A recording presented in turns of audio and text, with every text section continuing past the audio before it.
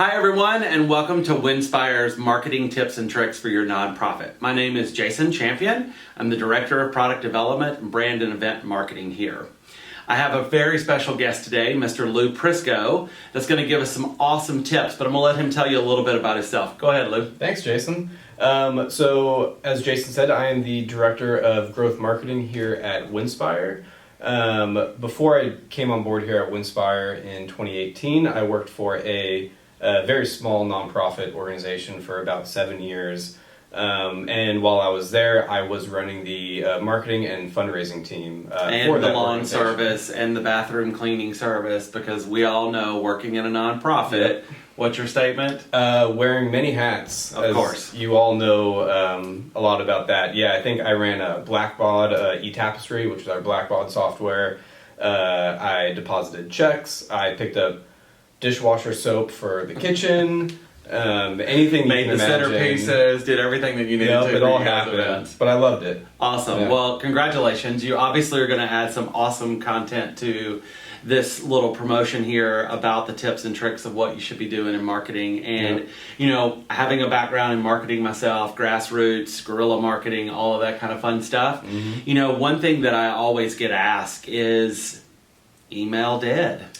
Is email dead? That is a great question and one of my favorite topics. So we did a lot of email marketing at the nonprofit. So the nonprofit's called Spirit of America, just for some background information. Cool. But no, email is not dead, right? As long, like just with anything you're doing, as long as it's being used correctly, it will be a huge tool for any nonprofit marketer. My personal favorite success story of how we used email marketing was plain text emails. Okay. And when you mean plain text, what do you mean plain text? So plain text is the idea of, it's not a flashy marketing email. Right. It is literally like you are opening up Gmail or Outlook and you are typing the email. It's white background, regular, 12 size Arial font. Okay. So it has the impression that somebody is sending this email to you individually. Okay. And the reason behind that is flashy marketing emails, right? We get a ton of those every day, and it's easy to unsubscribe from those. Absolutely. But what we would do is we would actually have the CEO and the founder of our nonprofit, he would sit down and he would write a letter. And it wasn't amazing grammar, and it wasn't this like With poetic, some editing to it. some editing. Yeah, more than some. But you know what I mean, right? It wasn't very poetic. Right. It was It humanized authentic. It humanized it. It humanized it. Exactly. And there's obviously a call to action and a purpose of that email. But everyone that read that knew those were his words, and it was coming from him, and it was really powerful. And we had better success with those than we did when we would send out a visual email with colors and pictures and all that. I mean, I'm definitely a true believer in, putting a face with a name and bringing that life to the mission, because as much as we want to get out and fight for these causes that we work with, when it comes down to it, we're in sales. Yeah. And you got to be able to sell that mission to your broader audience to be able to garner those donations. So, with being in that sales mentality, with being a fundraiser, having all of that, do you think that psychology plays a role in all of this? Oh, 100%. So, right, a lot of us take psychology in high school or in college, and we learn about how psychology is obviously in your day-to-day life. Right. And marketing is psychology, right? Like, for me as a current marketer, I am always A/B testing everything I do because of psychology, right? Just the other day, I think you asked me the question of, what's the best color to use for X, Y, and Z. I forgot what the situation Yeah, because was. I've been told don't use red or use blue or don't do purple because people have a visceral reaction to it or they fall in love with it. So Exactly. And that's being said for a reason, and my response is always A/B test it, right? Okay. If the executive director wants this button to be green and right, the marketing person wants it to be blue, do half of it in green, the other half in blue, and it's very easy to track which one is being clicked on more, right? And then you could use that, and then you apply that to everything else you do. Same thing for subject lines. It's funny, we discovered once that sending an email and we didn't capitalize the first word of the subject actually had like a 5% more open rate than when we did. Why do you think that was? For me, I think it's the human aspect of it. Gotcha. Sometimes seeing human errors in the marketing that you're doing, it just kind of reinforces that there's a human being behind everything that's coming out. Right. Like, while we all try to present a level of sophistication, and a level of polish, sometimes things slip through, and those could be very endearing to your end user out there. So that's 100%. super cool. Yeah. And just a few more things I want to squeeze in. Something that we actually discovered a couple years ago when we were doing a big fundraising campaign is the psychology of using exact numbers in fundraising was huge for us. And when I say that, I mean if we were trying to purchase Life Straws, right, a water supply device for a village in Kenya, we could very easily say like $20 buys 2 Life Straws. Right. Right. It's a round number. It's easy. But what we started to do is we were very transparent. We would say $17.68 buys 1 Life Straw, which will have an effect on 6 family members. Right. It was Interesting. dead on, and people see that and they're not really questioning The value of what it is and where their money is going. Exactly. And that's the key part, as well, as to be transparent and Yeah. clean. And just so that you know, the only reason that I know what a Life Straw is because there was a contestant on Naked and Afraid not too long ago. And a Life Straw actually looks like this long test tube type product that you can put in water, draw water, and it will purify that water to be able to be drinkable. Yep. So I that's a little fun Jeopardy fact of like that I'll probably never use again until today. So the next one, yeah. Was there anything else that you want to add on about psychology? No, though so it's funny that you say that. Psychology will come up, I'm sure, in every other talking point that we have throughout this, right? Because as you know, psychology it's all about putting your psychology hat on when you're doing marketing. Right, exactly. So. Well, if you're just tuning in, thanks for watching. We are Winspire, and this is Best Practices in Marketing Nonprofit Tips and Tricks. My name is Jason Champion, and I have special guest Lou Prisco today. We've had an awesome conversation so far about dead email or psychology and fun stuff like that. But, here's the big question. And I really love being able to use these platforms. For one, as a nonprofit, it's free. So you know where I'm going with this question. So what are your thoughts on the social media? Social media. So my thoughts on social media, I have a lot of them, which is good. Social media is such a popular conversation, right? Of I can't track the results. What's the ROI, right? The biggest question I got from the founder of the nonprofit I work for is, what's the ROI on social media? What's your return? ROI means return on investment, I'm sure as most of us know. But what are we physically getting out of Facebook, right? We're putting a lot of time and energy into it. And the best response for that is you can't always track, right? And I've heard you say this a few times. I've said this all along. You can't measure and track the success of everything to an exact dollar amount. Right. Because of the optics of things that you do could be resonating for years to come. So not everything can be attached to a number. Exactly. And you got to keep that in mind, and it's not always easy to translate that to whoever you're reporting to, but it's something you have to fight for. For me, I've always looked at and found the best success in social media when I wasn't directly trying to use it for generating funds.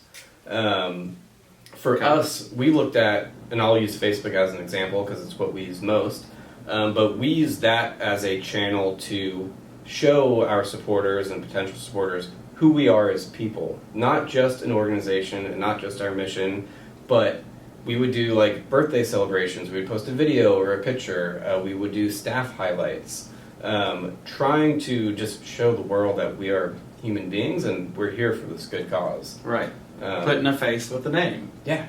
That's awesome. So don't produce any happy hours and put them out there. No. But you gave me a great example when we were talking the other day about you guys used field reps to talk about what they're doing. Tell them a little bit about that. Totally. So we were a all veterans organization. So we had a lot of people in the field, and when I say in the field, they would be in the Horn of Africa, they'd be in Afghanistan, they'd be in Iraq, and they were there working on projects, and things would come up while they were on the ground. Let's use the LifeStraw example. One of our reps was in Kenya. There was a need that was kind of brought up, and he turned on his camera. He sent me a 45-second video of him on the ground explaining directly from him what the need was, why it was important, and then what he needed in order to fix that problem, which was great. He literally texted that to me via a satellite phone. I got it. I created some copy around it, and within 10 minutes, I posted that to Facebook to start our campaign. And people are seeing this. Right, this young man on the ground expressing to everyone, here's what our needs are. It humanizes what we're doing. It's very authentic, right? You can't produce that elsewhere. Talking about speaking to the mission directly, Yeah. With taking that idea and elaborating a little more, think about having your board members be ambassadors that could do these short little clips for you all and post those about why they are involved and what they bring to the table and what that mission speaks to them. Yeah. Same thing, interview your volunteers and go in your warehouses and go into your bus drivers and tap into your people that are making this flow. I think that's when people are going to go, you know what, this is a real organization and I want to be involved with that. Always have a call to action when you post those types of videos of looking for volunteers, looking for donors. Always. We have to ask. If you don't ask, no one else going to ask for you. Exactly. So, with social media and Instagram and all that stuff like that, is there ever a time where social media should be used as fundraisers? Definitely. Okay. So, and a lot of people, a lot of nonprofit marketers know about peer-to-peer. There's a lot of hot new term, right? And there's whether you whatever platform you're using, there's a lot of peer-to-peer options. And I'm not going to go into that in detail, but it's definitely a great avenue. Because we're not getting endorsed by those. Yeah, exactly. I don't want to start throwing out names and who we used to use. Right.